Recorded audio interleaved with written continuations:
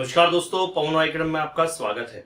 सभी बच्चे कंटिन्यूसली मुझे डिमांड कर रहे थे, सर 45 डेज का प्लानिंग बताइए, 45 डेज का प्लानिंग बताइए, 45 डेज का प्लानिंग बताइए।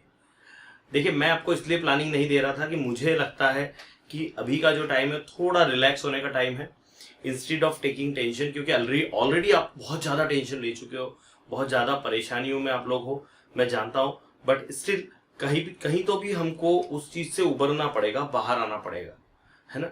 याद रखो कि जब भी कुछ ऐसा होता है लाइफ में तो उसको टाइम दे दो, उसको छोड़ दो, लिव इट। अदरवाइज होगा ये कि उसके हमारे शरीर पर भी, हमारे दिमाग पर तो पड़ेंगे ही पड़ेंगे, बट हमारे शरीर पर भी उसके इन्वर्स इफेक्ट पड़ते हैं। तो कभी भी ध्यान दो कि किसी भी चीज को जरूरत से ज्यादा महत्व देना भी गलत होता है। लाइफ में सबसे ज्यादा इंपॉर्टेंट कोई है तो सिर्फ आप हो, और आपकी हेल्थ इंपॉर्टेंट है, उसके अलावा और कुछ भी इंपॉर्टेंट नहीं है।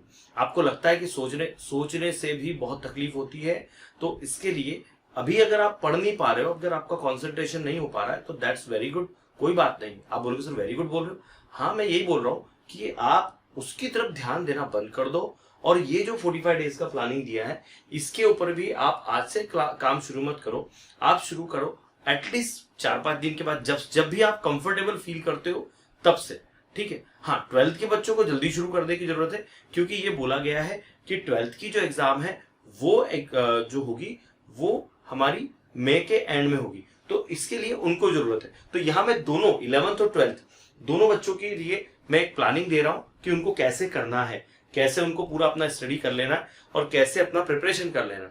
हालांकि आप सबका स्टडी हो चुका है, मैं जानता हूँ, कैसा हुआ वो भी मैं जानता हूँ, कोई बात नहीं। लेकिन हाँ, पढ़ाई शुरू करने के लिए आप जो डिमांड कर रहे थे बहुत अच्छी बात है, तो देना जरूरी था। तो 45 days planning which will help you to complete everything, सब कुछ कंप्लीट करने में ये आपकी मदद करेगा।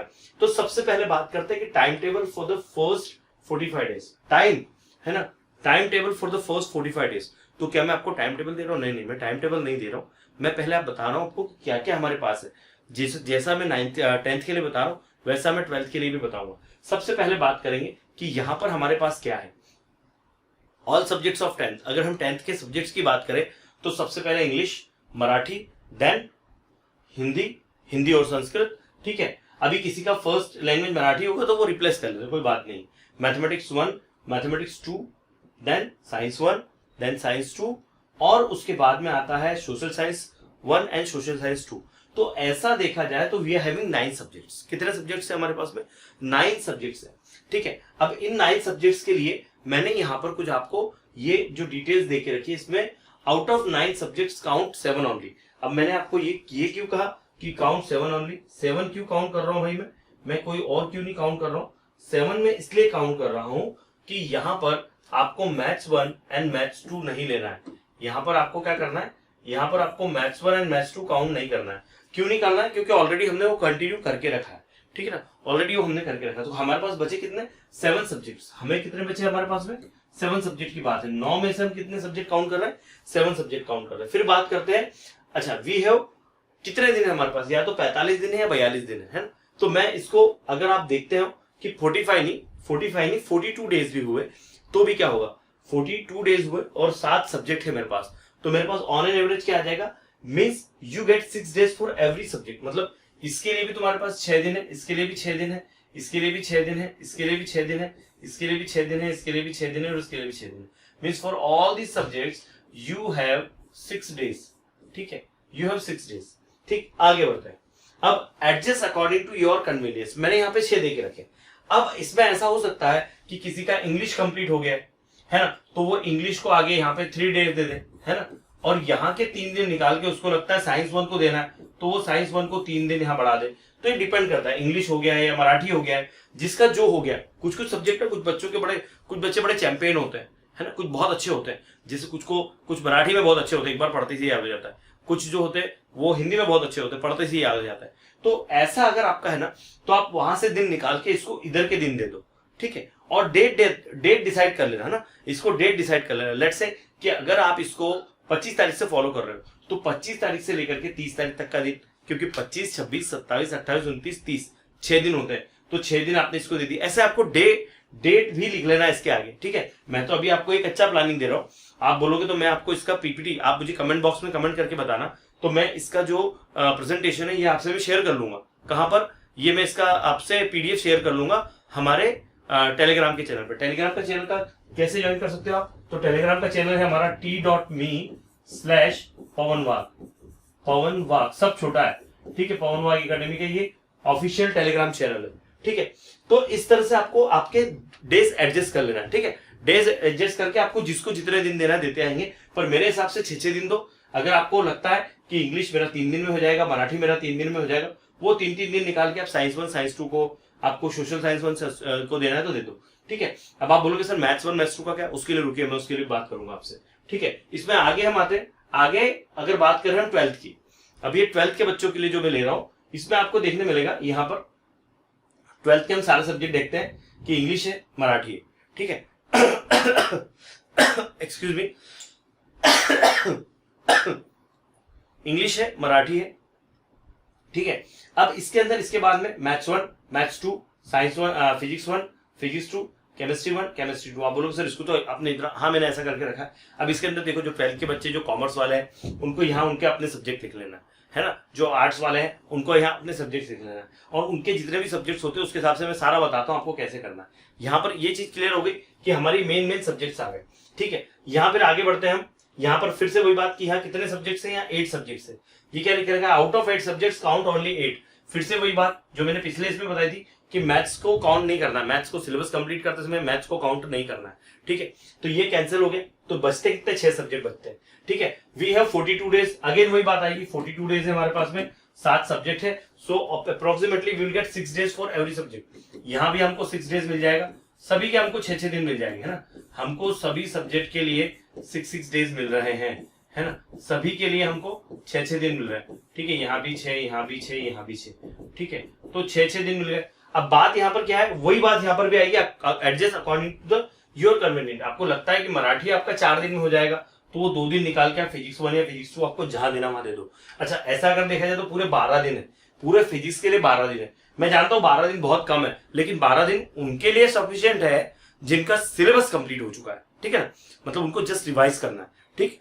और इसी के लिए आपको थोड़ा सा ये देखना पड़ेगा। अब जिन बच्चों का ये है कि हुआ ही नहीं कुछ भी, तो उनको मैं कहूंगा कि क्वेश्चन बैंक उठाओ। हमारी पूरी क्वेश्चन बैंक करना भी बड़ा डिफिकल्ट है, लेकिन हाँ क्वेश्चन बैंक तो भी पूरी कर लो, क्योंकि क्वेश्चन बैंक से बहुत सारे क्वेश्चन आने के चांसेस है। भले ही उन्होंने लिखा है, देखो मैथ्स 1 और मैथ्स 2 जो मैथ्स है हमारा, मैथ्स में मैं एक बात कहूंगा कि मैथ्स में एक बार एक हो सकता है कि क्वेश्चन एज इट इज ना आए, लेकिन फिजिक्स में केमिस्ट्री में क्वेश्चन बैंक से क्वेश्चन आने के चांसेस बहुत ज्यादा है, ठीक है। तो यहाँ पर आपको आपके डेज के हिसाब से प्लानिंग कर लो पहले तो, ठीक है। आगे बढ़ते हैं। यहाँ पर 12th students of the different branches can change according to their subjects. आपको यहाँ पे सब्जेक्ट बदलना है और आपको उस तरह से प्लानिंग कर लेनी है। बहुत ज्यादा कुछ नहीं है, मैं कुछ बहुत ज्यादा आपको नया नहीं बता रहा हूँ। मैंने लास्ट टाइम भी आपको इसी तरह से कुछ करके बताया था, और इसीलिए मैं इस बार भी आपको यही करके बता रहा हूँ। कोई बहुत नया नहीं है, पर हाँ इसमें जो चीजें हैं जो आपको टाइम देना है वो बहुत ज्यादा इंपॉर्टेंट है कि आपका टाइम टेबल कैसा होगा। तो टाइम टेबल को थोड़ा देख लेते हैं कि टाइम टेबल आपका एग्जैक्टली कैसा होगा। तो मॉर्निंग टाइप देखो, मैंने यहाँ पर क्या करके रखा है, मैंने यहाँ दोनों टाइप के बच्चों के लिए काम करके रखा है कि मॉर्निंग में एक ही टाइम टेबल में दे रहा हूँ कि मॉर्निंग हो या इवनिंग हो, है ना। मॉर्निंग हो या इवनिंग हो, मैंने एक ही टाइम देके रखा है, मतलब मॉर्निंग हो या नाइट हो। कुछ बच्चे मॉर्निंग में जल्दी उठ के पढ़ते हैं और कुछ बच्चे रात में देर रात तक पढ़ते हैं, तो उनके लिए है, ठीक है। यहाँ क्या है, मॉर्निंग में 4 बजे से उठ के पढ़ो आप, बहुत ज्यादा नहीं, 4 बजे बहुत है। 4 to 6 आप मॉर्निंग में ए सब्जेक्ट लिखा है। ए सब्जेक्ट मतलब क्या कि आपका जो सब्जेक्ट उस समय चल रहा है ना, पर्टिकुलर उस डेट को आपने सब्जेक्ट ए लेके रखा है, इंग्लिश लेके रखा है, तो ए इंग्लिश ए का, ठीक है। ऐसा आपको अलग अलग आपको डिसाइड करना है। मेन सब्जेक्ट जो होगा ना, जो आप उन 6 दिन में करने वाले उसमें से ये, ठीक है। आगे बढ़ते हैं। यहाँ पर 6 से 7 आपको ब्रेक लेना है, देन 7 to 9 अगेन आपको वो सब्जेक्ट आगे का पार्ट करना है। उसके बाद में 9 से 10 फिर से आपको ब्रेक लेना है। देखो मैंने ब्रेक को बहुत टाइम दिया है। 10 से 12 आपको मैथ्स करना है, सुबह 10 से 12 आपको मैथ्स करना है, ठीक है। 12 से 1 ब्रेक होगा, आपको लंच वंच करो उसमें, ठीक है। और 1 से 3 आपको मैथमेटिक्स करना है, ठीक है। फिर 3 से लेके 5 तक यहाँ ब्रेक है आपका फिर से, ठीक है। उसके बाद में यहाँ पर जो है आपको रिलैक्स करना है 6 बजे तक के, और 6 से 8 क्या करना है, revise what you learned the whole day. आपने पूरे दिन जो पढ़ा है आपको रिवाइज करना। तो ये उनके लिए है जो सुबह जल्दी उठते हैं, ये उनके लिए है, ठीक है। अब इसके अंदर एक और बात समझ लो, मैंने यहाँ पर जो लिख के रखा है मैथमेटिक्स, यहाँ भी लिख के रखा है, यहाँ भी लिख के रखा है।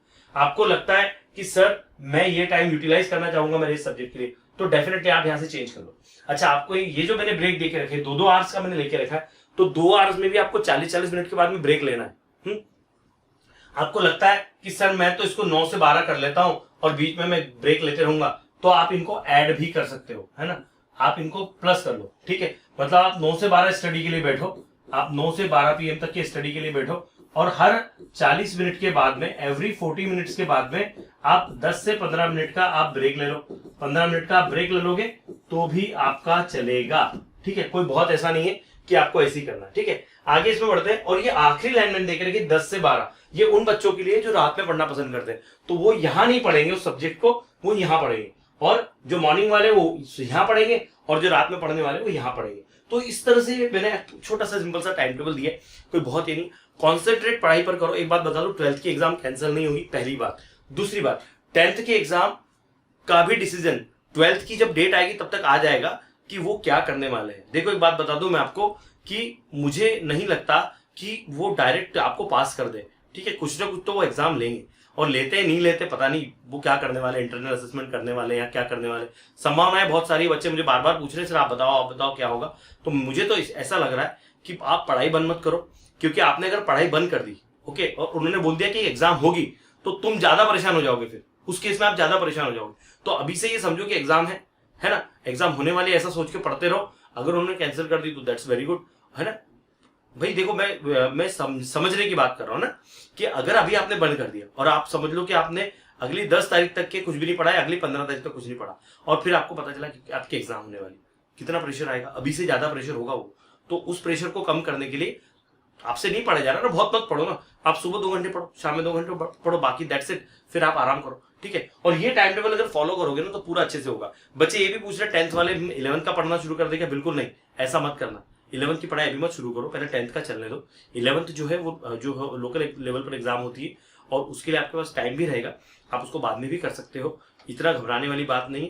पहले आप 10th के बारे में जो भी होता है वो देखते हैं, निर्णय जो भी आता है। तो ये वो पूरा टाइम टेबल है जो मैंने आपके लिए प्रिपेयर करके रखा था। मैं जल्दी देने वाला था, लेकिन मैं चाह रहा था कि थोड़ा ब्रेक लो, मतलब मैं ये चाहता हूं कि थोड़ा ब्रेक लो, और ब्रेक कैसा आप फुल एंजॉय करो। लेकिन आपको क्या हो रहा है, ब्रेक लेके भी आप सोच रहे हो, आप उससे बाहर नहीं निकल रहे, आपको you just come out of the box, उससे बाहर निकलो, अदरवाइज आपके लिए बड़ा प्रॉब्लम होगी, सभी के लिए। मेरे हाथ जोड़ के रिक्वेस्ट है कि प्लीज इस टेंशन से बाहर निकलने का एक ही तरीका है कि बढ़िया कुछ मूवीज देखो, अच्छे मूवीज देखो, 2-4 बढ़िया, रोज एक पिक्चर देखो 12 से 3, कुछ बिगड़ता नहीं है। 4-5 दिन तक मस्त पिक्चर देखने का, है ना। आपको जो अच्छा लगता है वो करो, जो अच्छा लगता है वो करो। 8 दिन के लिए मैंने 8 दिन बोला, अभी और 8 दिन ले लो, इसीलिए मैंने 45 नहीं 42 डेज इसमें मेंशन किया। बाहर तो मैंने 45 लिखा, पर मैंने अंदर 42 लिख के रखा है, ठीक है। तो उतने में हो सकता है, उतने में आराम से हो सकता है, उतने में भी दम से पढ़ेंगे तो सब हो जाएगा, ठीक है। तो thank you very much for watching this. आपको वीडियो कैसा लगा कमेंट करके बताइएगा। कोशिश मेरी हमेशा रहती है कि मैं जो बातें हैं आप तक पहुंचाऊं तरीके से, ठीक है। कुछ लोगों को लगता है ऐसा कि सर हमारे फेवर में नहीं बोल रहे, फेवर में बोलने वाली बात नहीं होती है।